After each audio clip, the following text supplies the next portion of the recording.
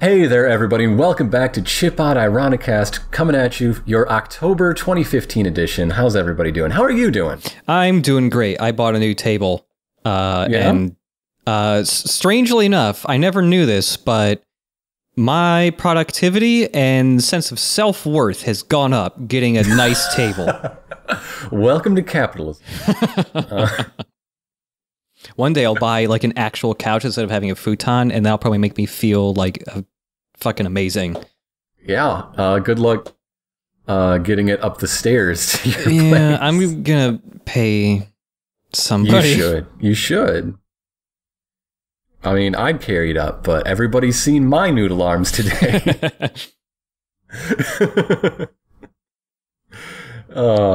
Anyhow, things are going well here. Doing right. Good. Cubs won yesterday. Oh, yeah. Yeah. So the thing is, we've got some friends that like to go out on Saturdays because they live in the suburbs, but they're in the city for Saturdays. And so that's when we do things. And they really wanted to try this restaurant that happened to be a sports bar.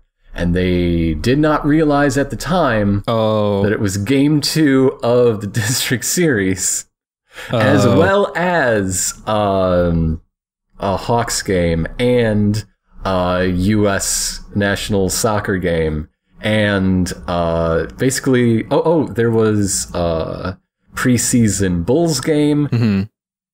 Anything that could fill a sports bar, it was happening all yesterday. Oh, it was awful. The food was good. Okay. Oh, that reminds me. Seating was a mess. Friday, I told you I had to go into Chicago. How did the Jackbox stream go? Good. I got to play all the Jackbox 2 games that are coming out like next Tuesday. I mean, you know, some of them just like sequels to like Fibbage or whatever, but there were 3 new ones. There was a bomb defusal one that was pretty fun, and I really liked Bidiots because it's kind of weird because it was a lot more complicated than any of their other games. It's like Drawful with like a bidding and like mind game meta game to it. Sure. But it's pretty fun. But you recommended me to go to Pequod's. Yes, I did. Well, I'm going to recommend everybody else go eat at Pequod's. If you're in that area of Chicago. Yeah. I was just emailing those guys while we were driving up there going like, do you guys want to get lunch before the stream? And then I was just like, let's eat at Pequod's. And they just said, okay. I'm really thankful they did because Pequod's was really good. I was skeptical of all the burnt crust stuff they do, but it was actually really good. It's so good. Like, I just got the lunch special, which is like a 7-inch deep dish thing. But I brought the other half of it home and ate it yesterday, and I am sad as gone. I'm sad as gone. It was so good. I'm sad I have to go. It's only in Chicago. Damn it. Well, I mean, there's one in the suburbs somewhere that I hear isn't as good. Oh, so okay. There's technically 2. I mean, Champaign here also has some decent pizza places, but yeah, like the one I took you to, that's probably the best one for like Chicago style stuff. But man, Pequod's, I want pizza. But we're not gonna have pizza. We've got a lineup of interesting topics for you folks today. We're going to talk about Undertale, Robots of Death, more Undertale, and yet another question from a listener. Yeah. So, like I said, I guess the biggest gaming news is there's a new best game ever. You know what? Kind of. Yeah. I mean, there's a new #1 rated PC game of all time on Metacritic. 1 point higher, last I checked. 1 point higher than Half-Life 2. So. Which gets people so bent out of shape, and it's hilarious. Yeah, it's just a number. Anyhow, Undertale is, were you a Kickstarter backer? I was. I was not. I've only... When Undertale came out, I kind of vaguely remembered the demo, but never played it and completely forgot there was even a Kickstarter. I'm kind of sad I didn't back it now because I'm sure there was some cool stuff you could get. Yeah, well, there was, and I did, and I think I only got the game, but I got the game, and that's all that's important because it's fantastic. If you haven't heard, it is a independently made one-person team essentially. And it's an RPG for people who love RPGs, basically. Yeah. RPG for people who love RPGs, and also something that critiques RPGs, I guess, in a way, while still like loving what it is. It's so much fun. I mean, a lot has been said about the humor, obviously. Oh, yeah. I was just about in tears before you get to the first real town. There's a stretch of like, okay, I guess we should say this might be the time when we finally do what people say and put in timestamps to when we go from topic to topic. Yeah. Because from now until we switch topics, super spoilery. And yeah, this is all going to be spoilers for Undertale, I suppose. If you want to skip this conversation about Undertale and all the vague spoilers in it, head to 32 minutes, 38 seconds. It is a game that is really, really enhanced by letting things surprise you. So even when we're talking spoilers, I'm going to try to be vague about it. Yeah. So here they come. Let's start. But the basic structure is that there's a series of towns, and before you get to the towns, there's like a wilderness area with puzzles and or random battles, like you'd expect from an RPG. So the area between the prologue and the first real town, I was about doubled over in my chair, is the best. Yeah, so Undertale, puzzle jokes. It's just a gauntlet of puzzle jokes.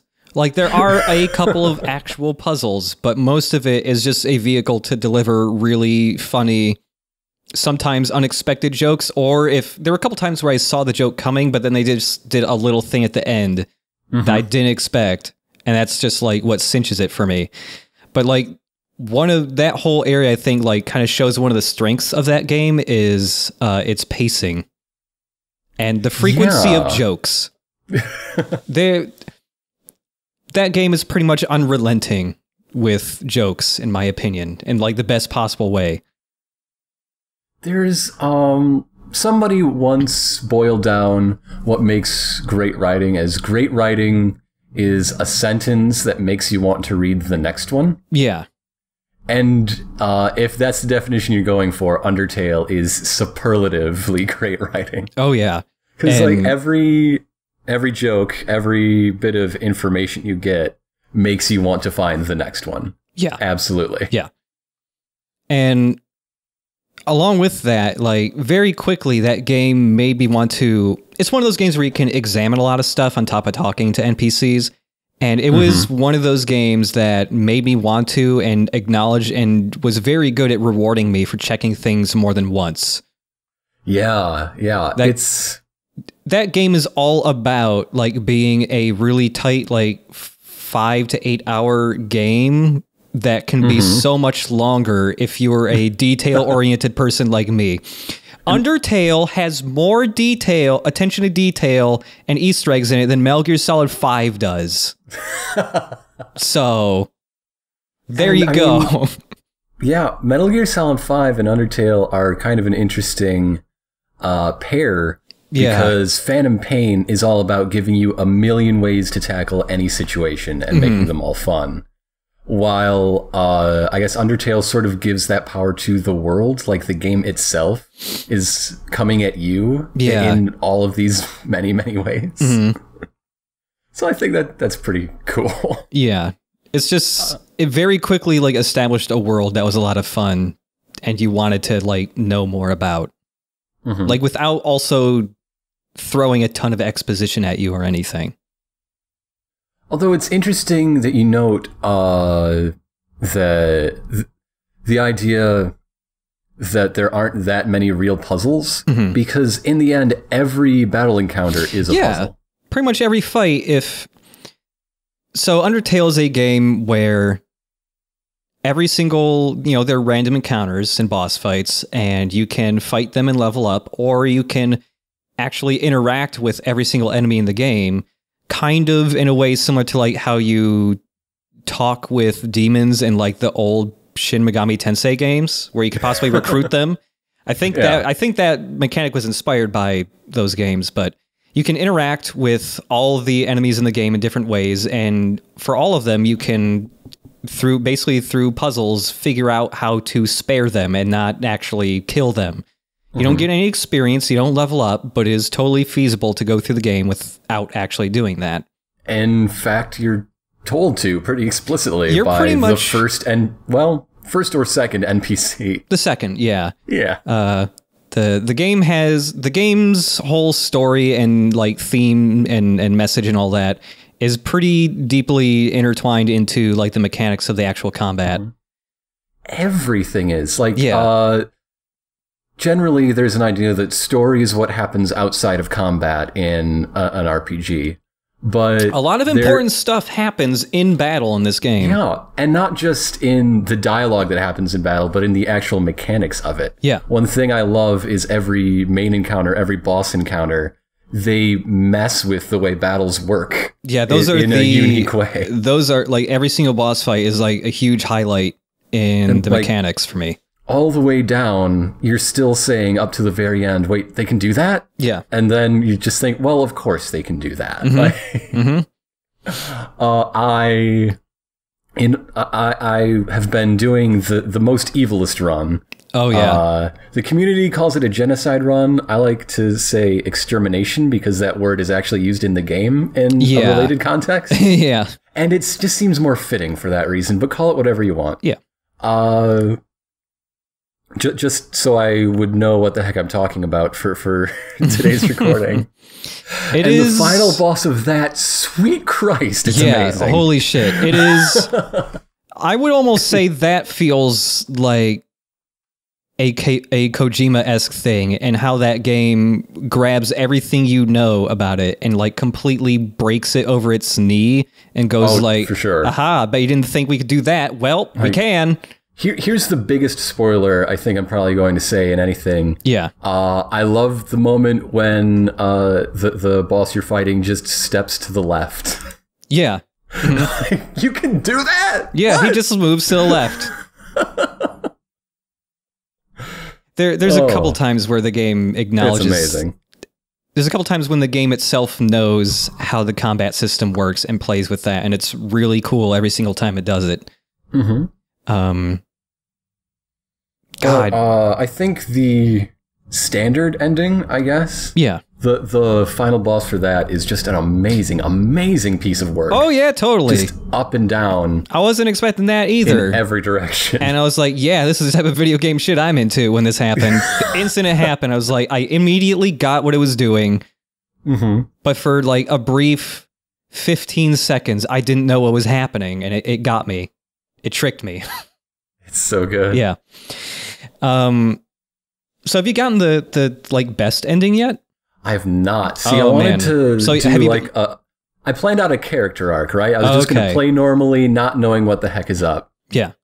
And got through once, and then I reset, and it was like, well, I want to deaden myself, you know, so that I can finish with the best possible ending and be redeemed. Okay. So I'm 2/3 of the way through that. Okay, so you haven't been spoiled for that ending yet, right? No. Okay.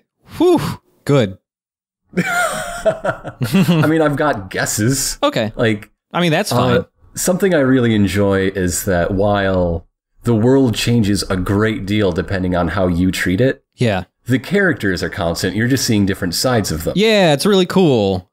Yeah. I would never actually do the extermination run because it makes me it would make me feel just so bad because that game. Hello?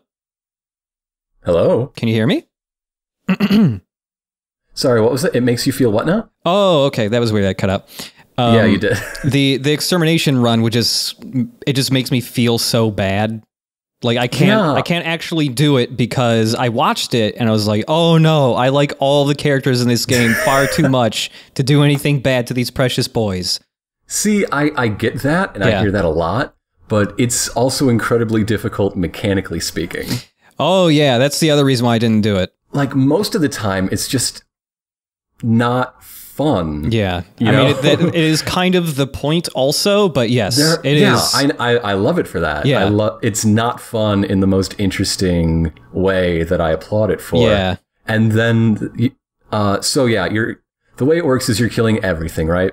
Not just killing everything you encounter, but killing everything. Everything. Going out of your way to make sure that random encounters do not trigger anymore in every area because you killed everyone. So that means, you know, you're spending a lot of time grinding out to find these random encounters. Yep. And every time you do one, the chance of encountering one decreases because there's fewer to find, naturally. So eventually you're just wandering around the wilderness, hoping and praying for the last, like, random encounter jingle to play. Yeah. And you're so incredibly overleveled, you don't get to do the combat. It's just one-hit kills. Yeah. And that's no fun for anybody. Yeah.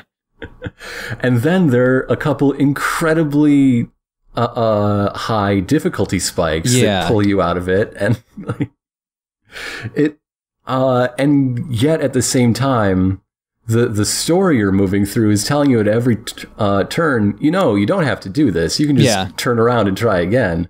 You're not going to enjoy this. It's going to be a bad time. Yeah. Yeah, that's why I just had to watch a video of it. I literally cannot do it. Like, I've talked about the final boss. Yeah. I know, if anybody wants to look up a video, you will see that is something I cannot do. My fingers cannot push the buttons that way. Some people have, like, posted save files of just like, hey, if you don't want to do the run, but you really want to try that boss fight out, here you go. Oh, that's nice. So I'm really curious if one day trying out that final boss, because, oh boy. Yeah. Yeah. That's something. Mm-hmm. But the way you actually win is another one of my favorite things. Yeah. Oh, it's incredible. I love games that literally have you game the system. Yeah, there's a point where you get to do something that has that same, holy shit, I can do this? Oh, well, I guess of course I can moment. You get to turn it right back around. Yeah. I will say it's a good thing that you never actually went through and finished that bad run because of how it affects. Because it has implications. It has implications, yeah. Yeah. When you were saying that, I didn't want to like spoil it for you, but I was like, oh no, I hope he doesn't do it all the way. I recommend everybody try to get as far as they can, just because of the way the world changes. It's so interesting. Like, I cannot think of any off the top of my head. I'm sure there's one or two out there, but there are very few games where if you do like the evil bad guy run, where the game actually treats you like an evil bad guy. Yeah. Nobody likes you. No one. Everyone hates you. And everyone reacts in a bit of a different way. Yeah. Like, there's one character that is like, oh, well, I wonder how they're going to react to me this time. And you never get to see them because they're busy doing something else. Mm-hmm. You get cheated out of that, and you kind of deserve it. Yeah. But yeah, we were talking while I was doing this bit of prep for this, and I finally got my grind game right, you know. Oh yeah. And I saw some of the ways the world changed just in the first real town, and it just floored me. Like, shit, I got to see this all the way through. Yep. It's really great. There's something about going to an item shop and expecting to see a friendly bunny man, and instead seeing a note left behind to please spare my family, and the option to just loot the cash register instead. And that really gets you. And also how the tone of like almost everything changes like that. You go to that first town and there's just like this really dreary, like creepy music. Not even music, just like droning sounds that replace what was, you know, when you played for your first time, if you weren't being a huge jerk, it was just like, you know, really happy and cheerful the whole time, like Christmassy. And now it's just like there's nobody left, and it almost feels like the mood there is similar to like the mood you would get in like Majora's Mask, like a couple hours before the moon slams into everything. That's kind of what it felt like to me. Yeah, yeah. And I was like, oh shit, I did this. That's cool, but also I feel bad. But then, you know, you play one of the nice boy runs, and the combat is engaging because you're solving puzzles, and you actually go more than one round. And the way the characters, their characterizations interact with the way their bullets work, I love. That's cool too, yeah.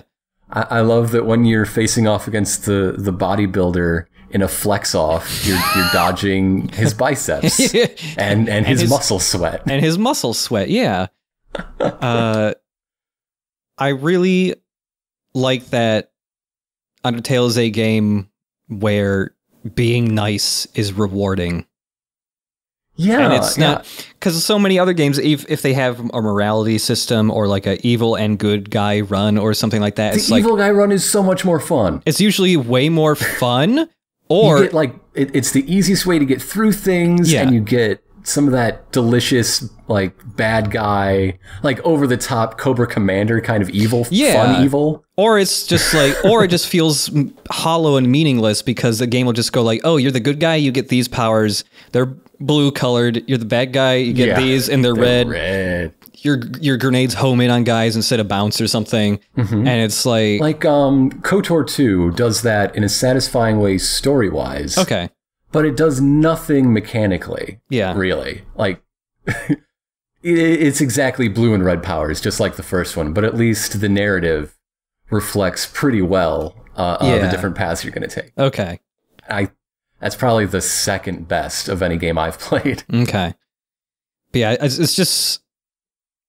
The game itself, I think, as you know, when you're just being a nice boy, or even a neutral run, for the most part, just feels, you know, it's a lot more cheerful and upbeat. And at this point in time, I am so into games that, I mean, it doesn't have to be like stupid, cheerful, happy shit all the way through, but I just like something that's very positive in the end. And Undertale is totally that, in that it really rewards you for being a nice person.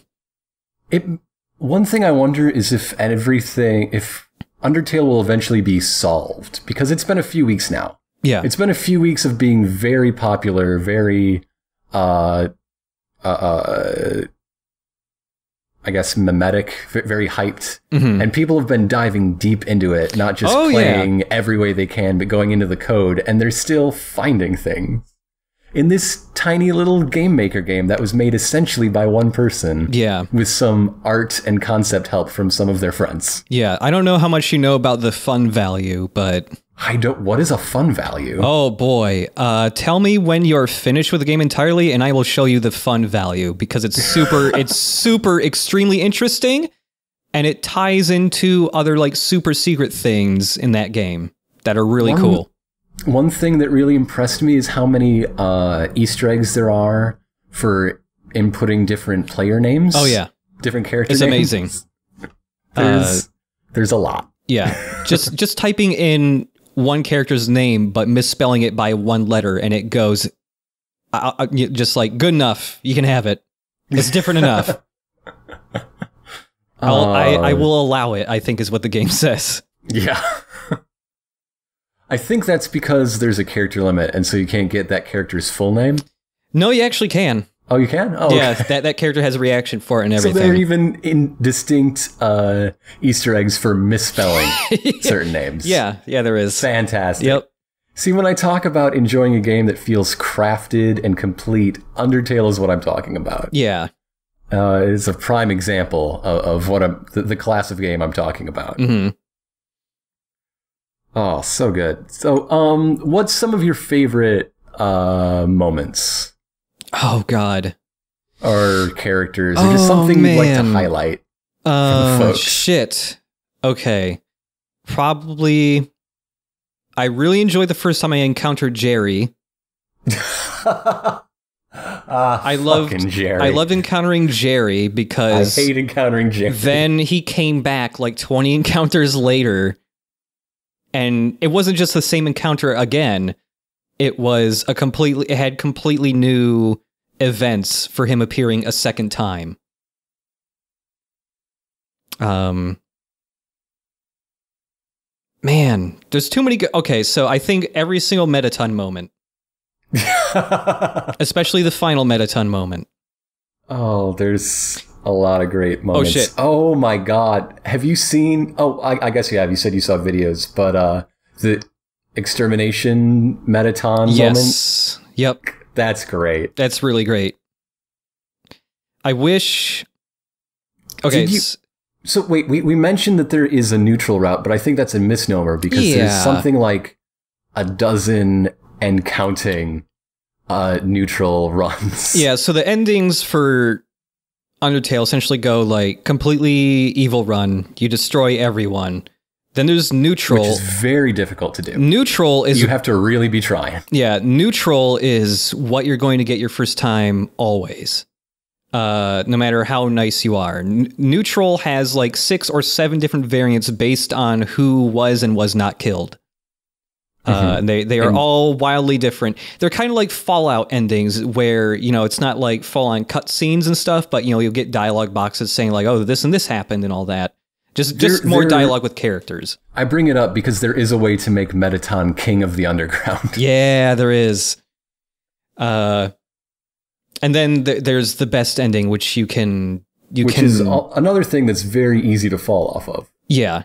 Best ending is... Not only do you have to spare everything, there's also a series of side quests that you have to check out to become everybody's best buds. They cannot activate until a second playthrough, or if you did perfect your first playthrough, loading your final save file and going back and doing stuff. But I'd say some of the other really good moments, aside from, well, okay, the first date you go on. The first date is great. The first date made me laugh which is not really something hard. that's generally said. First dates aren't usually that good. The first date is incredibly good, partially because I was incredibly happy that all the music sounded like Ace Attorney music, down to using the same sound font. And also, I don't know if you did this. One of my other favorite things was hanging out with Napstablook in his house. Oh, yeah. And lying on the floor for an extended period of time. Did you see what happened with that? Yeah. Yeah, that is one of my favorite bits, I think. Although, that's another thing that made me feel extra bad because I wasn't expecting him to not be around in the killer run. Oh, yeah. He just leaves. Because he's a ghost. I was like, well, if anybody's still going to be there, the ghost who talked about how he can't actually be killed is going to be there.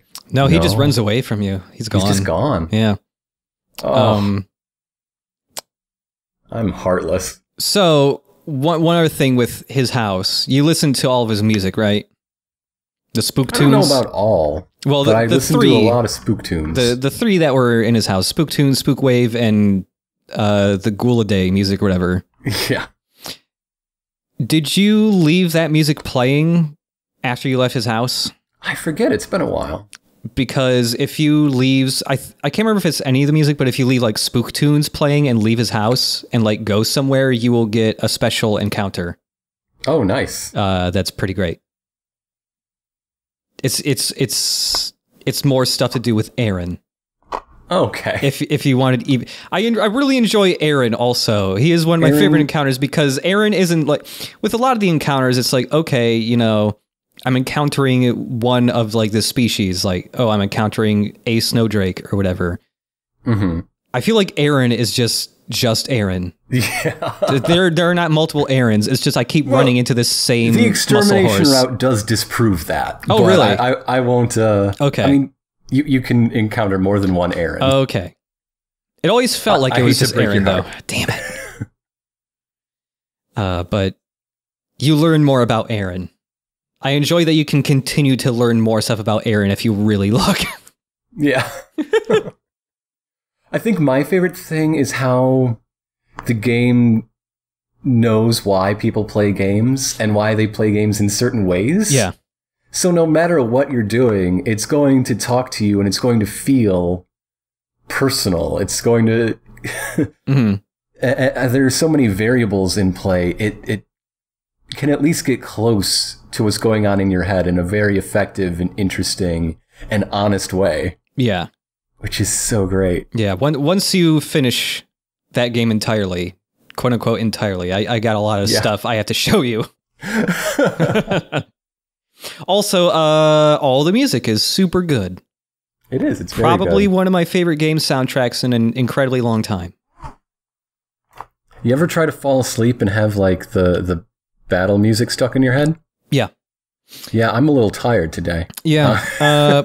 Also one other thing with the music that it does that I absolutely love in games, and I don't see it too often, but whenever it happens, it's really great. Leitmotifs. Having a recurring theme for multiple different things. I don't know if you noticed, but the dog song is just the battle theme. Oh my god, it is. I don't know if you've been to Temi Village, but I love the shop theme, also the battle theme. It's the exact same thing. Temi Village, largely unchanged. Tem don't care. the Tem don't care, yeah. Maybe Bob cares, though. I don't know. I also really appreciate the humor for setting things up and then bringing it back much later in a really entertaining way. It's really, I feel like some people have been... Dog residue? Yeah. I feel like some people have heard of the game or just seen like one or two screenshots of like funny dialogue boxes and have been worried about playing because they're like, this seems too internet-y or too meme-y to me. But I don't really... How many people screenshotted the line about cactus being the most tsundere of plants? Oh, yeah. That was like the first thing that came out in that game. It was like playable. I did it. Yeah. Because I saw 10 people I follow on Twitter do it first. Yep. I want to be one of the cool kids. But I think it really avoids... some of the stuff might be memes now because so many people like it. But I feel like all the jokes... Spaghetti will never be the same. Yeah. I feel like all the jokes still work fine on their own and are still funny just because, like, they're just... It's not random bullshit. It's not all non sequiturs. Like, even the weird stuff is set up and is a punchline. I compare to Portal 2 in that way. Like, people are going to try their darndest to make memes out of it because it's very funny and very popular. Yeah. But it's writing that doesn't really lend itself, so it doesn't work very well. Yeah. It works very well in its own context when you're playing it. Yeah. Yeah. So, I don't know. I that humor was very for me. Definitely. But, so, if you haven't gotten Undertale yet, if you haven't played it, if you think any of this might be up your alley, fun, puzzle-solving combat, incredible humor, and just a great game about games for people who love games, check it out, please. Really likable characters, too. Really good music. Oh, yeah, for sure. Yeah, it's $10 on Steam. It's great. Made in Game Maker, very inspiring to me, a person who got in on that sweet-ass Humble Bundle deal where you could get the $150 Game Maker Pro for $6. That's right. I've been very slowly learning Game Maker. Undertale, Hotline Miami, why do we need any other game creation tools? Oh, yeah. Yeah. All we need is Game Maker and FPS Factory. Just a little bit of RPG Maker. A little bit of RPG Maker. You can do some cool stuff. Yeah. Unity? No, you're done. Get out of here. We don't need you anymore. Bye. I don't need 3D games. So I guess we're going to move on to the middle segment. The middle segment! Oh, shit. Oh, yeah. Now, I told you we were going to talk about robots, right? You did. I might have tricked you. No! Because do you know what happened about a month ago? What was that? The 9th series of Doctor Who started. Oh, yeah, it did. Yeah. So guess what's been on my mind for about a month? Oh, my God. I saw so many Doctor Who Legos today, by the way. Did you? Yeah. It was like the Lego universe stuff. Yeah. I think I read some reviews that not only is Lego Universe particularly good, not only among the like scanny plastic toy game genre, which somehow is a whole genre now. Yeah, but just particularly good. Huh. And also that the Doctor Who themed levels stand out at least ahead of a few of the other themed realms, I guess. So yeah. Interesting. But in any case, yeah, I enjoyed the show quite a bit. And while it's something that I don't talk about much because fandom is the easiest way to make sure you don't enjoy a thing again. Yeah. I kicked that habit and I'm not going back. But I still enjoy it quite a great deal, and I keep it to myself, mostly. Yeah. But one reason that I really do is just stemming from the fact that there is so much of it. Mm-hmm. There's 52 years of the stuff. Man, that's... one single show going with, a bit of a break in the middle there. Yeah. But a break that's still filled with spin-off media of all sorts of stripes. There's so much of it that it's a natural laboratory for talking about how things in pop culture change. Yeah. Like, if you just look at... otherwise... Let me figure out how to start the sentence. Pause Reddit. Mm-hmm. With no other show, with no other property, is there such a long history of, like, anything? Because with anything else, you're going to be comparing apples and oranges, right? There's remakes. I mean, Star Wars, those have been popular films since 1977, but it's still only one thing or three similar things and three other similar things. Right. Yeah. It's a natural laboratory and sort of the closest thing we have to a longitudinal study of a lot of things. Yeah. Which makes it really unique. So one example that I thought would be interesting to talk about, just to sort of highlight the way that this show is unique in its ability to look at that sort of thing, is the Cybermen, which are, I guess, if you were to rank the recurring aliens, the recurring enemies over the show's history, they'd be number 2. Okay. Both in, they were, of all of the big ones, they were second to be introduced, second or third most stories. They're just the ones that aren't the Daleks. There you go.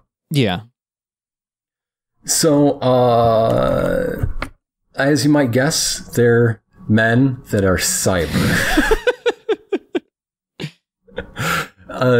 Pretty simple idea. And so all the way through, they have sort of represented people's popular fears of what technology run amok might mean and might do to us. Yeah. And they're hardly the only thing in the show's history that's explored those fears, but it's one thing that comes up every once in a while. And what I find interesting is that it's slightly different fears every time they come back. I love it. Huh. So, 1966, it's the end of the third year of filming. So I guess we'd call it the third season, but they filmed for like 48 to 50 weeks out of the year. Oh, wow. Yeah. When the show started, it was a constant thing. Wow. None of this 9 months of filming for 13 episodes. Screw that, man. We're in for the long haul in the 60s. But anyway, their first appearance was in a story called The 10th Planet, because the stories, they came from Earth's long-lost twin planet, so they were basically human. Huh. They evolved in parallel, but then their planet just got flung out into space, and they had to find a way to survive. And now the planet's back in the solar system, and they're coming for our stuff. But the original Cybermen were medical horrors. They were basically the Tin Man, for like Frank L. Baum's Tin Man, right? Come in sort of ghoulish costumes to kill the Earth because they value their survival above anything else. So while their planet was going out and getting colder, running out of energy and dying, they just started replacing their pieces one by one with robotic replacements, and then eventually crossed the line where they're unrecognizable. And so the concept is does that line exist? Where would it be drawn? Right. It's important to note that this started production very shortly after the news of the first artificial heart transplant broke. Yeah. Okay. So it's a very mid-century fear of the advancement of technology and advancement of medical technology specifically getting inside us, and what does that make us now? If you replace the heart, you know, the poetic, symbolic center of our souls and our feelings, what is a people anymore? And so it's a little bit of that caveman science fiction where, you know, you invent fire and then the whole planet burns up. I don't know if you've seen those comics. Yeah, I think so. Yeah. It's a little bit of that, but it's executed pretty well and interestingly. And that's where they start. And but then the episode's kind of popular. It happens to be William Hartnell's final one, so even if they never came back, they'd still have that bit of history. But they did come back next year. They've got they showed up in the Moon Base, and then Tomb of the Cybermen. Well, let's talk about the Moon Base. In that one, they have a role that's similar to a lot of enemies in the Second Doctor era. Basically, there was this idea in the late 60s that we were eventually going to be ruled by automation, by computers, by you know, these technocratic leaders who would be able to fix inequality by just having really good statistics and being very good at meeting needs with supplies. Okay. Through the magic of automation. It's the high modernist dream. So the Cybermen are always posed as a foil to that, with the extreme of, but what if we forget to be nice to people? What if we just get too automatic, too computerized, and we just forget to be human at heart? So you also see it in their new costumes. The original, the 10th Planet Cybermen, they still had their human actors' hands. Their faces were covered in like hospital gauze with eye holes cut out. It was pretty creepy looking. But from everything since, it was entirely covered, no exposed skin, all metal and metallic. Okay. Even though they mostly used wetsuits painted silver, but it's the 60s, we got a budget here, folks. So, like, the Moon Base, the Wheel in Space, that's where they become, in a sort of, I guess, metaphorical sense. Yeah. It's no longer that specific fear, more like, well, now that we're mechanizing and technocrating our society, what happens? What happens? Apparently what happens is we shoot them with X-ray lasers, but hey. I just throw them into space with a graviton. Yeah, all right. Yeah. Tomb of the Cybermen, not particularly metaphorical, however, it is fantastic. This one instead goes to their more plot-oriented, literal connection, because from the beginning, not only are they a technological fear, they're basically zombies, right? Right. They're people who are now unending and looking to survive at any cost, and they're going to tear chunks out of you to replace the chunks they need in order to continue. So Tomb of the Cybermen is a really good zombie story with robot zombies, and I love it. I love it dearly, but it's not particularly germane to the conversation. Okay. Then there's a time where they do not show up at all. We call this time the 1970s. All right. Wow, they were gone for that long? Oh, they were with one exception. Okay. Then there's a time where they were just stompy robot armies, because sometimes you want that in your science fiction adventure show. Yeah. We call this time the 1980s. All right. It was not a great time for them. in a conceptual sense. But yeah, I guess there were stories of producers who just really didn't like the idea and didn't want to use them, so they didn't. Okay. And then some people who were very continuity minded and, hey, we've got a 20-year-old show, let's celebrate that, came on. And then, okay, how do we best use these? Stompy robots? Yeah, I guess. Sure. Yeah. And so there's sort of a drought of interesting Cybermen stories, unfortunately. But then the show came back, and in 2006, so did the Cybermen. And I think they've been used pretty well since, in one way or another. Okay. So now we've got more modern, not only more modern designs, the suits look pretty nice, but we've got more modern fears. They come back to the new series in a two-parter called Rise of the Cybermen and the Age of Steel, where instead they are basically the product of a cell phone company that has this great upgrade app for your entire body. Oh my god. Yeah. And it charts a line between basically the iPhone craze to becoming cyber people. Whoa. There's this chillingly funny scene in the first half where people are just walking around urban London, and then everybody but our recurring cast, but our heroes stops.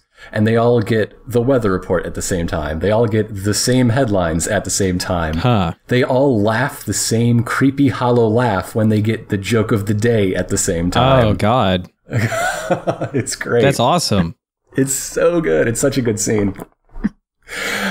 And so obviously there is, the idea of an Apple zombie instead becoming a silver man with handles on your head.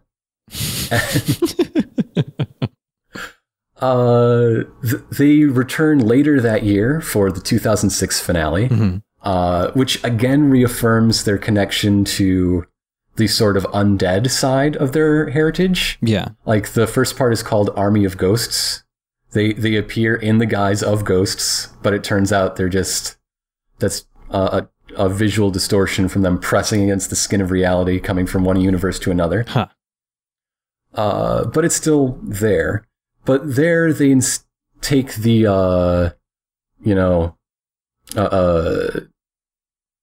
Bluetooth gone amok plot and twist it back around into, well, the utopian dream of technology, right? Because we're told that the singularity is going to come and we won't have any discrimination anymore because everyone will be the cyber form they want to be, right? Yeah. And so now you have an image of these people kicking down doors and shouting at terrified families like, hey, we're going to erase sex and class and gender. Come on, get on board. Pew, pew, pew. We're blowing up the world's militaries right now. Please stop resisting. We're here to help. Oh. So, I mean, and, technically they would. It's the force-fed utopia is kind of a scary modern concern, right? Yeah. Yeah. That, look, just don't worry. You won't have any of these diseases or pains because you won't be yourself anymore. It's fine. Oh. Just get downloaded into this robot body. I don't know. Can at least be a hot robot bod? It depends on what you're into. I'm into having handles on my head. Oh, yeah, well, it's great. Then you are good to go.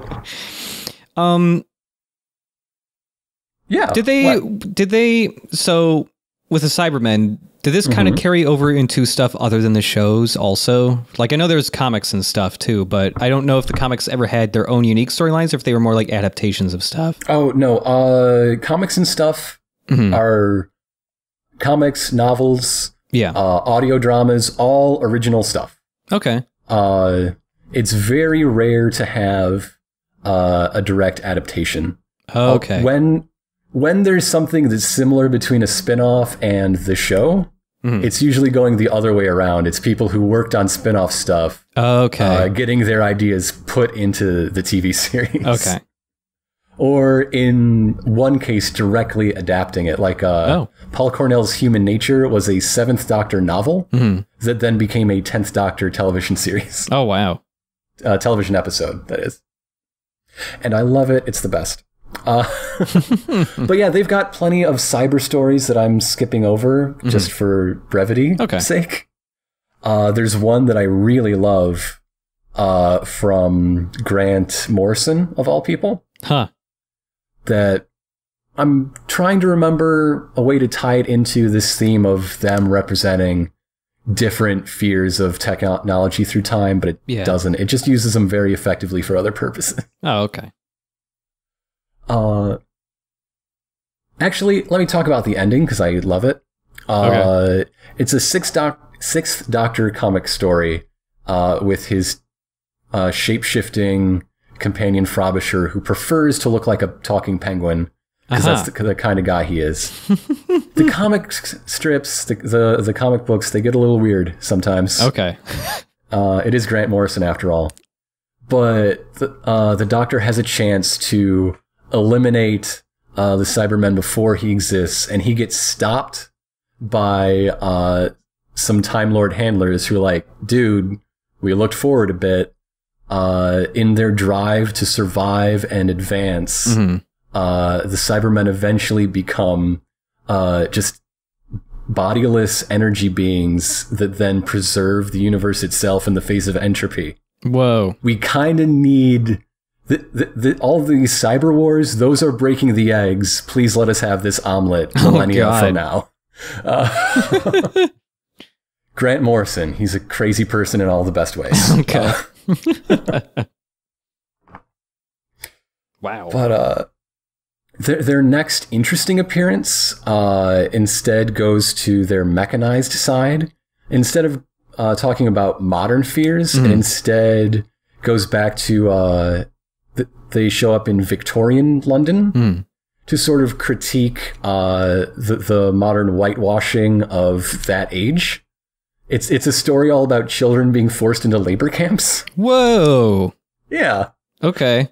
And in the end, there's a giant robot fight and a steampunk hot air balloon because it's Christmas. Oh. All right. Sure. Yeah. The show's nuts. All right. Like, if you didn't know anything about it except me talking now and what listeners probably know about my taste for the weird shit, it's kind of obvious why I dig this show. I don't remember the last time I actually... Okay, no. I was going to say the last time I think I watched Doctor Who was when you were at my parents' house years and years ago, and I don't remember the exact plot, but I do remember everybody had to call with their cell phones in unison really hard. Yeah, that was a bad one. That was not good. That was... Oh, it had some great parts in the second half of that 2-part story. But that moment was god-awful, and the story as a whole is not much better when it's all said and done. Let's see. They after that, they kind of turn into stompy robots again for a while, because... While I wouldn't find it as... I clearly don't find that use as interesting. I'm not going to say it's not effective. When you need a stompy robot, you've clearly got the suits in a closet somewhere. But then Neil Gaiman has written 2 episodes of the new series so far. Yeah. And his second is a Cyberman episode starring Warwick Davis. So you got to check that out, right? Whoa, okay. And he instead touches on the idea of... Well, they're always growing, developing, changing. What if they were unstoppable because they can upgrade themselves just that fast? So he accidentally recreated the Borg. Whoops. Basically. Okay. He claims he never saw Star Trek Next Generation. I mean, it's kind of hard. He had enough time, you know, it's been a long time. I don't know, it feels like even if you didn't watch, it would be hard to not, if you're a sci-fi person, to not know what the Borg are. I don't know. However, that's just a bit of things going full circle, because the people who made the Borg were directly inspired by the 60s Cybermen stories. Oh, okay. It's like a weird accidental tying things up in a bow. Huh, all right. Yeah. But just by doing that, it again advances the fear of what if technology gets away from us? You know, maybe it calls to mind the gray goo attack or the evil kind of singularity. Mm-hmm. You know, a more 2010s version of the Skynet fear. Yeah. Yeah. They showed up again very recently in last year's finale, which hits the undead connection harder than ever before. Really? Well, it's the first time they're upgraded to the point where they can convert dead bodies instead of trying to convert the living. All right. Yeah, which is chilling because the thing with any given planet is the dead really outnumber the living. Mm-hmm. And as long as, you know, they kill one person, they're gonna be back. It's an army that cannot be depleted of troops. Yeah. So, is there like is there a face to the Cybermen at all? Are there any actual named Cybermen, or are they just like one thing? They're just the Cybermen. They're presented as a large hive distributed computing sort of network. Okay. Depending on the needs of the specific story, there will be some that are, basically network administrators. Okay. So yeah, it changes. You'll see like cyber commanders, cyber controllers. Yeah. The one set in Victorian times had a cyber king. Mm-hmm. That was the name of their giant robot that was like a couple 100 feet tall. Wow. Okay. Yeah. It had a factory inside it that made more Cybermen. Which surely has nothing to do with Master Mold and the X-Men.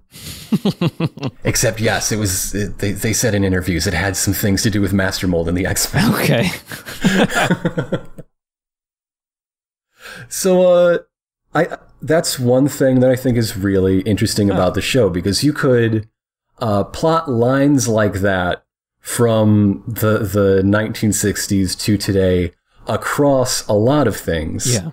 However, you can also just do it with one element of one TV show that is essentially a once broken line from then to now. That's really cool.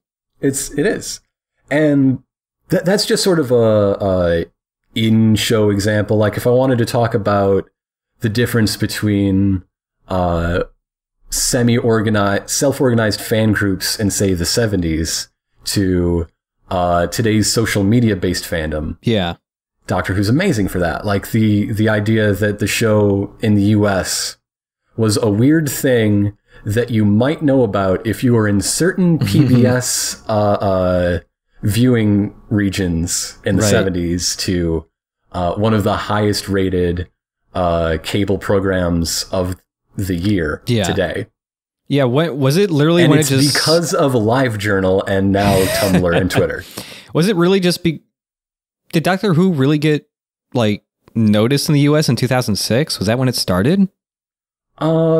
Basically, yeah. Okay. Sci-Fi, the Sci-Fi Channel, when it was still spelled properly, picked it up in 2005. Okay. And 2006. Yeah. Okay. And then it went to BBC America and essentially made BBC America a channel people actually watch. Wow. Do they have... Which is great because they've also brought over other things. Okay, I was about to ask if they had like expanded from that. Top Gear wasn't really much of a US thing until just before BBC America picked it up. Yeah. Strange and Norrell, an amazing miniseries. Mm-hmm. Great book too if you want to read it. Okay. So yeah, that's one of many things I really enjoy about the show, and I hope people check it out. If anybody's interested, I might do other stuff like this, but I don't want to get bogged down in my secret shame. It's so good now, though. Last year was the best year of the new series. Oh, wow. And this year is shaping up pretty good. That's cool, because like I haven't kept up with it, but every time I remember the last time I really heard people talking about it, it was just like, man, I'm not into this. Was there like a big dip in quality for one season, or? It depends on when last time you heard about it was and how they characterized it, because I could talk about everything we've talked about in a very different tone and still be just as accurate, and it would sound like the shittiest garbage. Oh, okay. So, I mean, there's no accounting for taste, and another great thing about there being so much of it is there's something for everybody if you want to sift through it or find somebody who's good at recommending things for different tastes. Okay. You know? Yeah. But one thing I love right now is it's being incredibly inventive. Like, Series 8 was entirely a character drama that's wrapped up in the sci-fi adventure show that it presents itself as. Huh. So it's all about the latest Doctor trying to figure out who he is, where his limits are, while being kind of terrified of finding them, as well as he and Clara needing each other for something or another while being incredibly incompatible and trying to navigate that. Huh, okay. And while this year it's just being very inventive and trying things that have never been tried before. Like just the second episode, so second half of the first story this year, was basically a chamber drama of two pairs of characters hanging out and talking. And, you know, sure, there's lasers being fired and some explosive charges go off in the end, but it's really just the Doctor and one of his oldest enemies watching a sunrise, because they haven't done that before. Huh. Okay. Yesterday's episode started with the Doctor addressing the viewer directly, speaking straight to camera. And somehow that's never really been done for 50 years. So we're doing it now, and we're seeing what it means. We're seeing where it goes. Okay. And I love it. It's not afraid to find where the new ground is, because even when you'd think it's exhausted, it's never exhausted. So it's very exciting right now from that perspective. Why was he talking straight to the audience? To explain the bootstrap paradox, also known as the ontological paradox, or really anything where somebody knows... All right, here's the example he gives. Somebody with a time machine loves the music of Beethoven, would love to meet him, and then he decides, oh wait, I've got a time machine, let's do this. So he goes back to the right place in time, asks around, nobody's heard of this Beethoven guy, starts banging out some of Beethoven's Fifth on a piano, and nobody's, I've never heard of that, and so he realizes there never was a Beethoven, but it's a good thing I've got all of this sheet music I wanted him to sign. Right. And so he copies it down, gets it published, and he becomes Beethoven. Okay. So where did the music come from? Right. Okay. Yeah. Okay, cool. Guess what that episode's about? But it's about a sea monster and the 1980s. But that device is very central to the resolution. Okay. Huh. Yeah. He does insist that it's not a story that happened to him. There was a real Beethoven, but it ends with kind of another look to the camera and a bit of a shrug. So there's a door left open. Okay. Huh. To skip even more Undertale spoilers, head to 1 hour, 20 minutes, and 47 seconds. But anyway, that brings us to topic number 3, which is Undertale. Undertale. Yeah. Specifically, how Undertale relates to Let's Plays and streaming, because, as we said at the very top, it is a game that is all about the very personal experience, the pleasure of discovery. So, if you're trying to show it off to people, are you robbing them of that experience? If you're wanting them to try it out, are you making it less worth their time than if you just described it very vaguely in a way that happens to twig with them? So I feel like with this game, because so Voidburger played the whole thing on stream, and I was with her because I had already beaten it, so I was essentially hinting towards stuff that could be easily missable. That's cool and all that. I do think that if you just watch the entire game, you probably you really do miss out on some of the experience. Not just because it's I think with a lot of what the game does in the end, that's like all the big spoilery stuff. I feel like not experiencing that firsthand kind of robs a lot of its impact, especially if you're doing, well, partially if you're doing the extermination run. Right. Although I really do enjoy that the extermination run itself literally has dialogue addressing the people watching it on YouTube because they would feel bad. It comes right after. There's a bit where someone is talking about the motivations for doing that run. And I just said to somebody a few hours earlier, I'm doing it because I have to see what happens. Yeah. And then that exact thing was repeated back to me. And I'm like, shit, this is getting too fucking real. Yeah. Yeah. And then they immediately go on to be like, hey, at least you're better than the people who are watching over somebody else's shoulder or something like that. Like, oh, dip. It's really interesting, that stuff. But I do feel like some of that experience isn't there if you're just watching it. I don't know.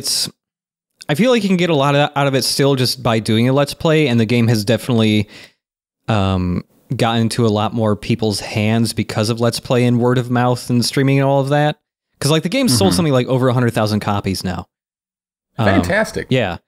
But for this game specifically, like there is a demo.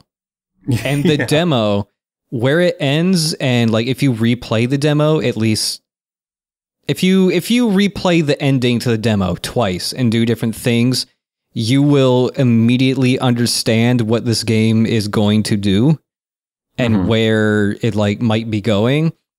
And I think that demo itself is like all you probably need. Like I feel like Let's Plays and like watching video and stuff might just be like a lazy thing where it's like I don't even want to download the demo that's free and play it even though it's only like 30 to 60 minutes long. But I don't know.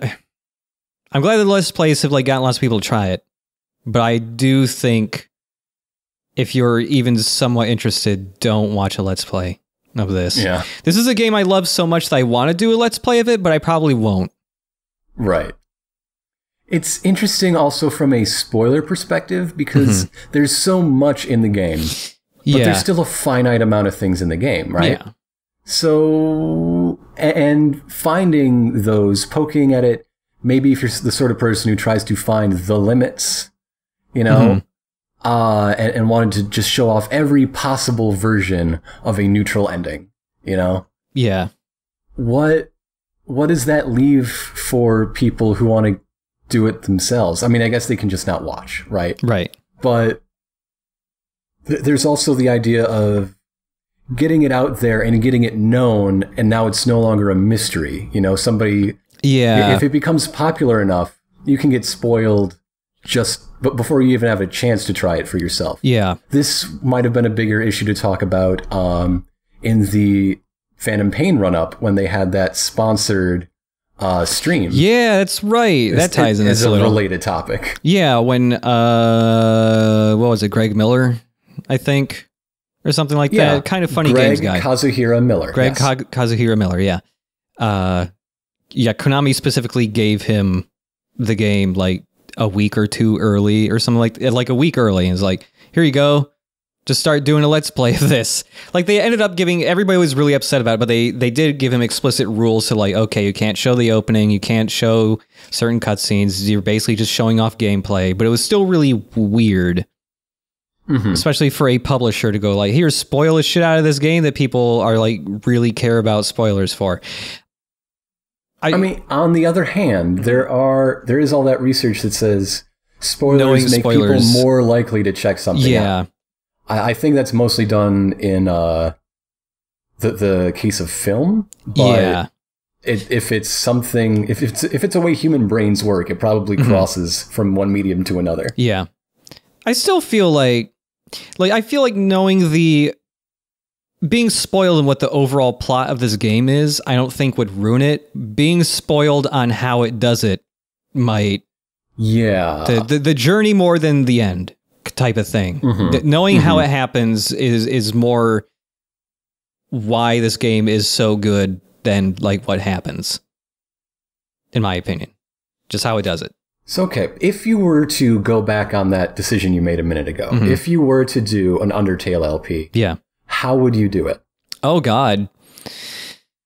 So this is the weird thing, because on top of that stuff, the game is also a game that might seem more like a screenshot thing, because it is an RPG and not super animated, but also the animation that is there and the music that is there would make a screenshot LP not work, in my opinion. The animation is so charming in its limitedness. Yeah. They make great facial expressions, these people. Yeah, it's something I think would only video would work. I almost feel like the only way you could make it work, or I would be somewhat happy with, is if it turned into a choose your own adventure LP, where even if it were videos, there'd be annotations set up to like, what do you want to do for this boss? Do you want to spare them? Do you want to kill them, or what? And like give enough interactivity there to leave like at least some of that whole gameplay experience there somehow, by letting the people watching it make the choices. That would be really hard to set up. I am imagining the amount of variables that game tracks, and trying to make that into a quote unquote playable thing via YouTube or a website, and holy moly, just play the game. It's $10. So, I guess the thing is, I am still going to maintain there's no such thing as an un-LPable game. Yeah, I just feel like the amount of effort that would go into making Undertale the way it deserves to be done is so similar to as if you actually played it yourself. Yeah, that there's no reason to make a product that already exists. It's called Undertale. It's $10. There's an idea. It would be a good thing to go for a narrative LP, maybe. Yeah. But the narrative you're telling is the story of the player you are playing as. Just add one more degree of alienation from the game itself. That could be kind of cool, I think. That might be interesting. Yeah, I mean, Undertale can still be LP'd. I mean, Voiber did a whole, like, her whole stream, she just relabeled to, like, a Let's Play, because it was pretty thorough. And, like, it's good. You can experience the game through that, but... I don't know. I know Slow Beef was doing the Extermination run. I don't know if he finished it. Yeah, I don't know if he finished it. Because I did my research for the first videos that popped up, and they weren't his. Yeah. Doesn't mean they aren't there. I don't know. Mm-hmm. Yeah, it's something I probably won't ever LP, even though it's really high up there in, like, how much I like it. I threw it in the same folder in Steam where I keep Revengeance in, so... Yeah, they're similar games, I guess. You know, anyway, you can slice it a whole lot of ways in... oh, yeah. Oh, God, that just reminded me of another detail I love in the Extermination run. What's that? Okay, the weapons you get are all just shitty non-weapons, right? Yep. There's like a toy knife and a notebook and stuff that you can hit somebody with, but it's not a real weapon. Yeah. If you'll know you're still properly on track for the Extermination run if you get an actual knife. Oh yeah, you get an actual knife at the end, and then then you cannot use it. There's no one left to stab. Uh-huh. So it sets you up, finally your first legitimate piece of gear that you might get in another sort of grindy, fighty game.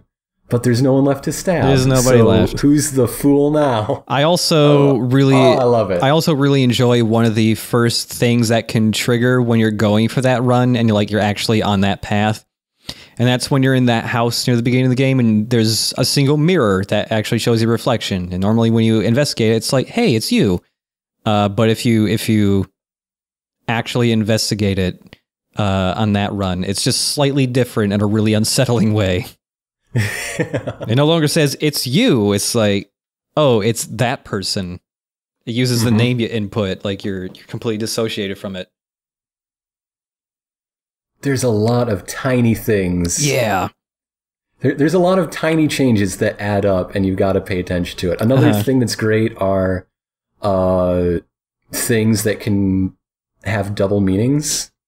Yeah. Like there's a line where someone says, "What kind of monster are you?" And because it's not voiced, you get to decide whether it's like an accusatory, "What kind of monster are you?" Or like, is someone just nearsighted and doesn't realize you're a human? Yeah. Like, yeah, stuff like that is great too.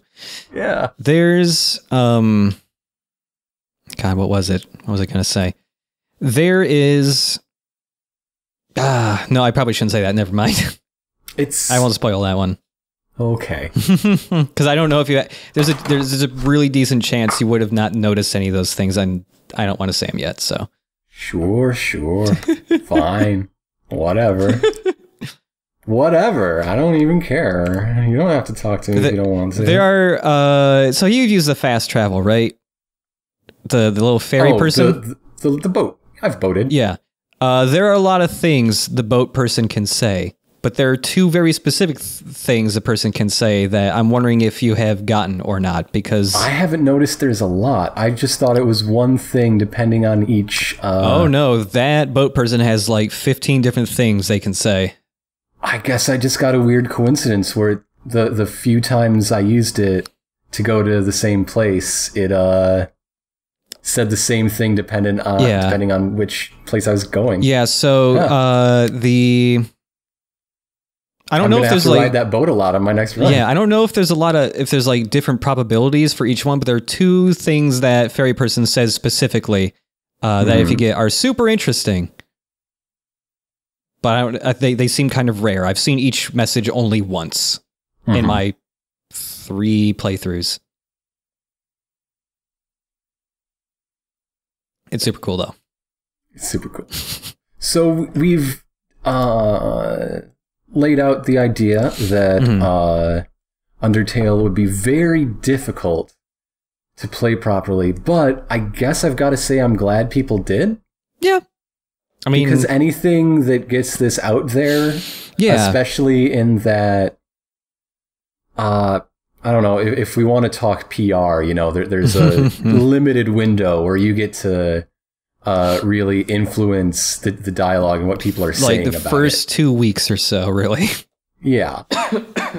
And so getting the game as it is on its own terms in front of people's eyeballs. Yeah. When one-person team just hoping that their network of friends and Twitter followers is going to help the game catch on. That it's tricky business. Yeah, it really is. Yeah. I'm glad the game is successful, though. It is. Also, if there's something else I could say about the game that might sell some people on it, there are multiple times throughout the game that really evoke the sense of humor or style of like a Paper Mario game. Yes. So if you enjoy like the charm or humor of a Paper Mario game, there's a pretty decent chance you will also like Undertale. There's also this incredible sense of discovery and wonder. Like there's a whole world that it makes sense, and it doesn't tell you the rules. You're just left to do the work yourself. And I love that. Something else I like in games that I don't see very often now. I saw it a lot in like the PS1 and 64 era, where a lot of times, like it happened a lot with Ocarina of Time, it happened a fair amount with Final Fantasy VII and several other games, like Banjo-Kazooie 2, where there were things left in the game that you couldn't do anything with them, or it looked like it might be a point of interest, but you couldn't get to it. And you would be just like, there would be internet rumors, people would like make fake, they would post fake ways with Photoshops on how to get the Triforce, or Final Fantasy VII, there are like a bajillion ways to like get to secret areas or bring Eris back to life or whatever. This game, like they've been solved already because people can now just data mine a game. And I think that kind of sucks, but yeah. There's still like a sense of mystery, and there are points in the game where I've looked at stuff and go like, it feels like there's more to this, but I'm not sure. And it's just left me with this sense of mystery, and I still think about it every once in a while, and that's really cool. And that's something, if I ever made a game, it would be all about that. Just go play Undertale. Just go. Do you have any other burning thoughts about spoiling things or games that should be played personally but might be played secondhand? I think I've covered it, essentially. Okay. Yeah. But anyway, yeah, this is something that's going to come up. I don't think the Phantom Pain rubber-stamped advanced stream is going to be a one-off thing. Mm-hmm. I think it built up a lot of hype. It got totally. It showed off some stuff a lot of people wanted to see, and other companies are going to follow suit. Oh yeah, there's no way nobody else is going to do that. So that means this is a conversation that's going to come up in one form or another a lot more times. Mm-hmm. So maybe if an interesting new wrinkle works into it, it'll be another month's topic. Maybe. It'll probably happen. So, 3 topics down. It's time for the Ask segment. And how can people submit questions to the Ask segment again? If you want to send questions to us, send them to chipcheesem@chipandironicast.com. Hey, that's us. That's me. Cool. And this one comes from friend of the show, Claritic. And they ask, hey guys, one of E3... I don't know why I made Claritic sound kind of creepy. So I apologize. Hi guys. Hi guys. One of E3's biggest upsets to me was the fact that the player character in Fallout 4 will have a voice, and with that, a character and personality. Perhaps I was jumping at shadows to come to this conclusion, but it feels like it might be the end for player avatar RPG protagonists.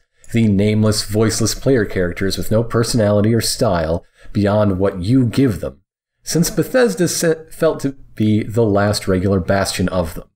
The blank slate protagonist was a trope I very much enjoyed, both for its mechanical and narrative values, and it's had me thinking about other trends that have come and gone.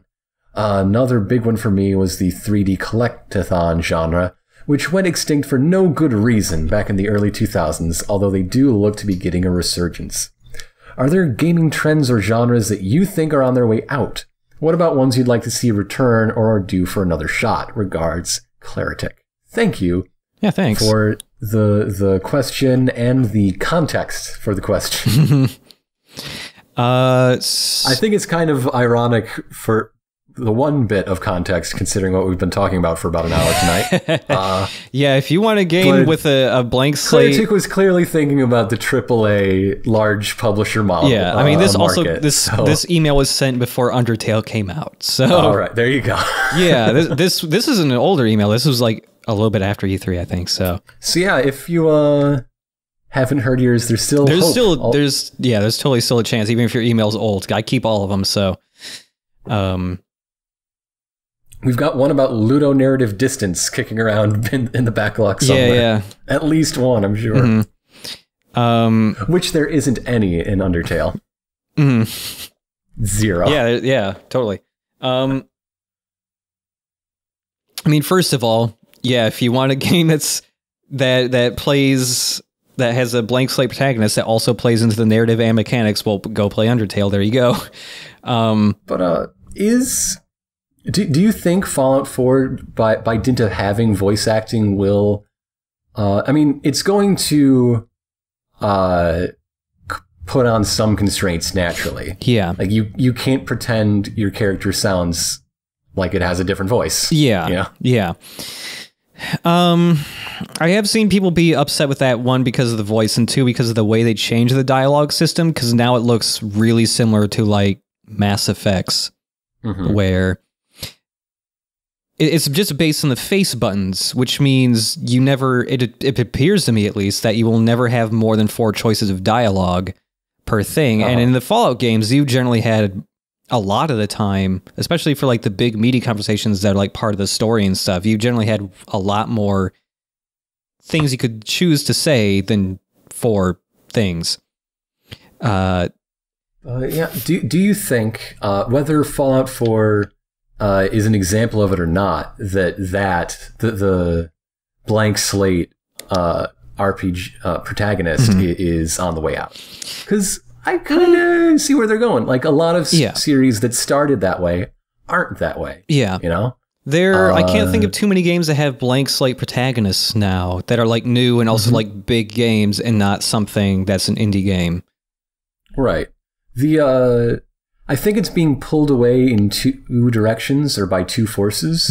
Like on one hand, there are people who are like, okay, we're going to tell you a story because some of the market's like, hey, tell me a story. Yeah. And so a story needs a character. Yeah. So there you go. And then there's, well, we need a mascot. We need somebody who can have this personality in this ad on this box art. And so those are kind of hand in hand, kind of separate, but I think they're both at play here. Yeah, like there are some games from last generation that had blank slates that they then turned into voiced characters, like Dead Space. Isaac doesn't say shit except for like when you stomp on guys in the first game. The Other M example that somebody's going to put in the comments if we don't say it. Oh, yeah. Yeah, Other M too. Yeah, it really does feel like those type of silent protagonists are going away for the most part, at least from big releases. I feel like you're still going to see that in like handheld RPGs, especially if they're Japanese, they're JRPGs. But yeah, I feel like they're getting pretty uncommon now because a lot of games want to be, like you said, like cinematic or have an iconic character with a hat. You want your Nathan Drake, although sometimes you wind up with your Aiden Pierce. Yeah, everybody still wants like a Nathan Drake. They want like a wisecracking dude and shit like that. He does bad stuff, but he's likable. There you go. Some other stuff I feel that's kind of on the way out, sort of. So I feel like you're still going to see it, but it's going to be less frequent. Is just a game that comes out that is single player campaign only with nothing else. Yeah. Even if there is a single player campaign, it's going to be connected online somehow. But I feel like a lot of stuff. I mean, what's outside of platformers? What's left? Yeah. I feel like a lot of stuff is going to want to be always online connected stuff that might have... Damn you, Dark Souls. Look what you've done. You took it all away. I mean, that stuff doesn't really bother me because the game is still like a fully fledged like single player thing, but I feel like more stuff is going to want to be... Part of this is because like... a lot of games are expensive to make and they need a way to continue to make money because just the sale of the game alone won't recoup or make enough profits to make the game like justifiable to develop in the first place. A lot of stuff I feel is going to be, well, you can already see a couple of them. A lot of games want to be something like Destiny, where there's a story, there are cutscenes, but it's an online thing, this kind of MMO-y in a way. Or it's going to have like some kind of like MOBA mechanic stuff. Because there's like Gearbox's game, which is called Battleborn? It has a name I can never remember. That is a game. Yeah, Battleborn is the name of a game. It's probably the one you're thinking of. Yeah, there's like Battleborn, and there's some other game that's also just like about like squad FPS stuff with like multiple different heroes to play like it's a MOBA, and there's the loot and all that, and it does feel like there's stuff is going away from just a tight, not super long single player experience because they have to have ways to add in monetization or something that will keep the players around. So make it multiplayer, give them updates so that they'll come back, stuff like that. Like there is still some of that stuff around, like Uncharted. Uncharted is a big one. Like I love games like Uncharted because like they're really good, but they generally don't outstay their welcome. But also Uncharted, it takes a lot of money to make for a game that will last like 8 hours. Yeah. So how excited are you for Metal Gear Online? Pretty excited. I mean, I could be playing it right now if I had it on console, but I have it on PC because it looks way nicer and I can run it really easily. So I have to wait until January to play Metal Gear Online, which is a shame because You can punch a Fulton balloon onto people in Metal Gear Online, and it's great. You have to you go full sprint, you deck somebody in the face with a balloon wrapped around your hand, and they immediately go flying into the sky. It's awesome. So what what trends in games that have already gone away do you think could or should make a comeback? Do you think we're eventually going to see a return to silent blank slate protagonists? I could see that happening if that voice actor strike it could happen in the very near future. Yeah, if that voice actor strike is so extreme that they're like, we don't want to pay voice actors. And so it's like, you know what? Our main character, we can't afford to pay some bigwig dude, so he's going to be fucking silent. I mean, I guess that's a way for a silent protagonist to come back. A silent protagonist isn't necessarily a blank slate one. You can still be railroaded into acting a certain way, just not speaking while doing it. Yeah, I think from the speaking side of it, I could see that happening more than the other way. So what actually have been some trends that have gone away? I'm trying to think of some.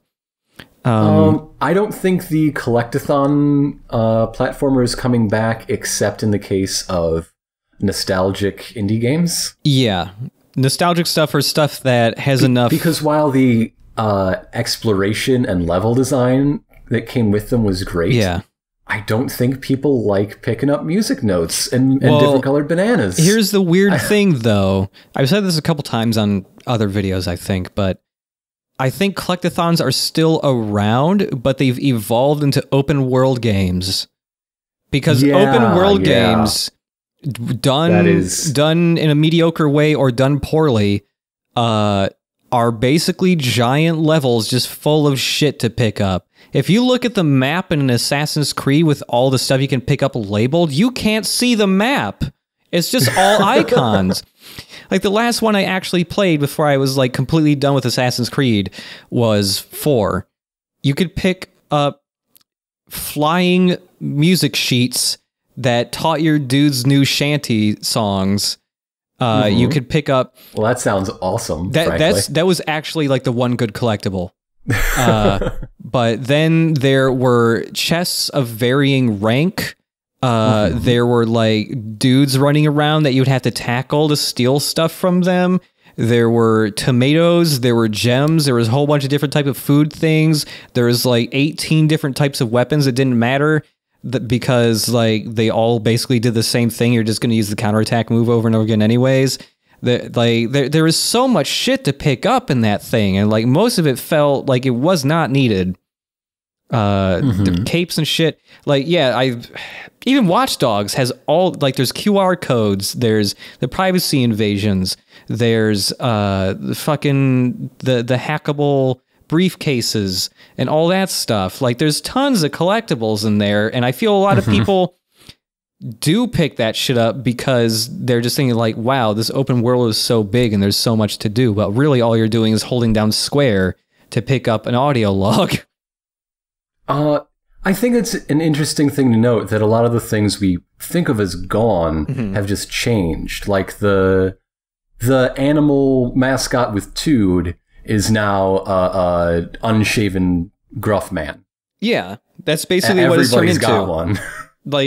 So instead of like a wacky cartoon character looking like he's having fun while jumping off an enemy in midair on the cover, now you have a gruff-looking dude who's walking towards the camera with his head down, with his eyes angled upwards. Yeah, it's more interesting to think of that as one as a evolution of the other than replacing the other. Oh, man, because they essentially serve the same purpose. I have never really thought about that observation, but holy crap, that's literally what happened. 90s animal mascot platformer guys just turned into Gruff Man, who with a Tood on his shoulder or something. But not 90s Tood, more like Murder Tood.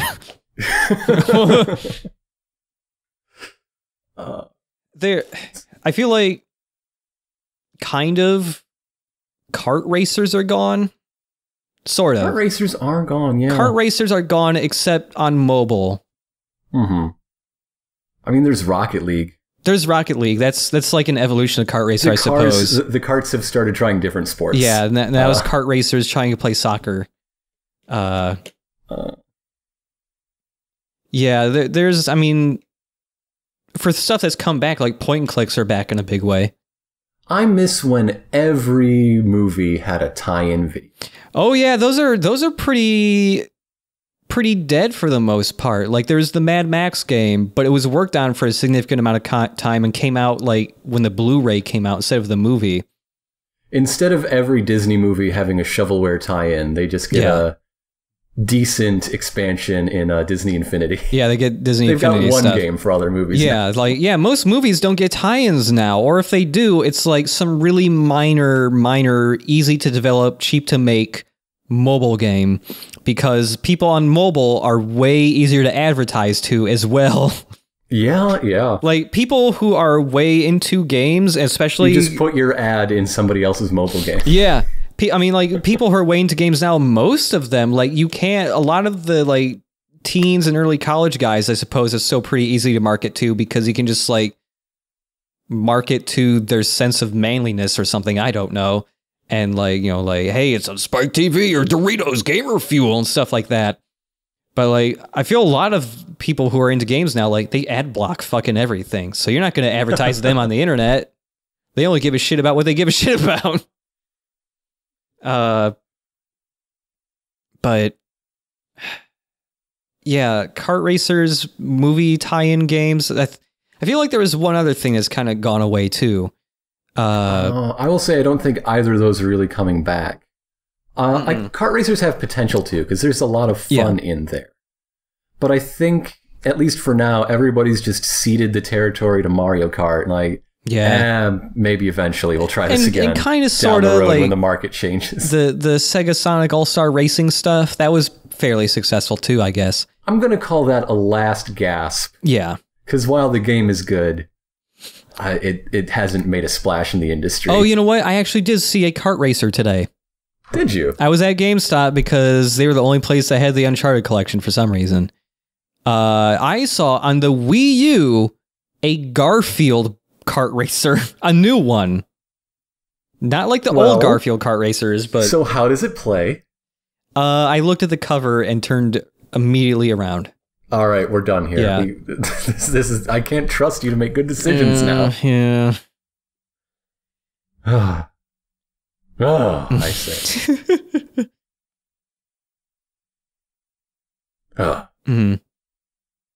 Anyway, I don't think we answered the question, but I believe we had a decent discussion about it. So, Claritic, you'll have to call that good enough.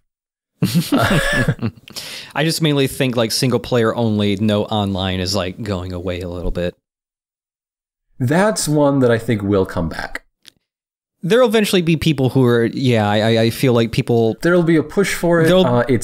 It's cheaper to make. And I think that's something that will help it come back. It's cheaper just to make your campaign than a campaign and a matchmaking service and a lobby and everything else you're going to need. I feel like there'll be a specific audience that's playing games right now that will grow up, and in 5 to 10 years they'll go, I don't want to play with anyone else. I hate this. I just want to relax by myself and not play with other people who I hate. That's what I think will happen.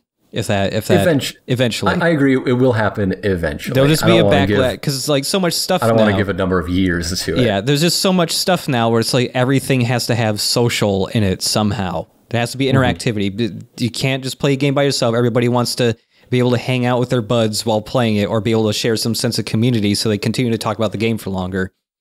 And at some point, I feel like there's going to be some crowd of some size that's just going to get annoyed with that and not want to talk about games. In any case, if you would like to inspire us to have a chat on a topic of your discussion, just make it an interesting sounding question and send it to... chipcheesem@chipandironicast.com. Thank you very much. And thank you, the listener, for joining us. Sorry we couldn't get one out for you in September, and sorry that August's hasn't come out yet at the time I'm saying this. At least... both of those things are for the same reason, because August is fucking massive. It's so big. Yeah. At least that when those podcasts will happen, they are so long that they will essentially count as 5 whole podcasts. So apologies for that. Oh, I watched the trailer that went up today, and I had some questions because not all those moments are in my memory. Yeah. Specifically, the opening moment. Yeah, that was a good one. That's not a metaphor. I don't know. At the time, you thought showing your scrotums was a good metaphor to use. For what? Tell me, for what? I don't entirely know. I just really like the line. Thanks. So, do you have anything you'd like to plug in the near future? Let's see. Is there? There technically is something, but I actually cannot say what it is yet. Okay. I'll probably just tweet about it when it comes up soon. Sure. Yeah. All right. Well, with that bit of an anticlimax, there's secrets out there. You can at least... There's secrets. It is a secret thing. Be tantalizing. It's a secret thing I've been working on for a bit, and I'm excited to actually show it off. It's almost done. Fantastic. It won't be on our channel. It is for a different thing outside of this, but I'll totally be tweeting about it. So, and with that, that wraps up Chipod Ironicast for October of 2015. Hey. We will see you next month. In the meantime, don't miss out on Watch Dogs. We've gotten some real good stuff coming out lately in Watch Dogs. Oh, you should wash your hands. That's what I learned. Yeah, always wash your hands. Don't touch that baby with those hands, please. Don't do that. Please keep sending in questions to the Ask Box. And I hope you enjoy all the stuff we recorded in August that is just now making its way to Unfortunately. you. I'm so proud of it all of it. Including the fight, Lights Out. That's coming pretty soon. That is not the secret thing. And I guess all that leaves me to say is good night, folks. Goodbye.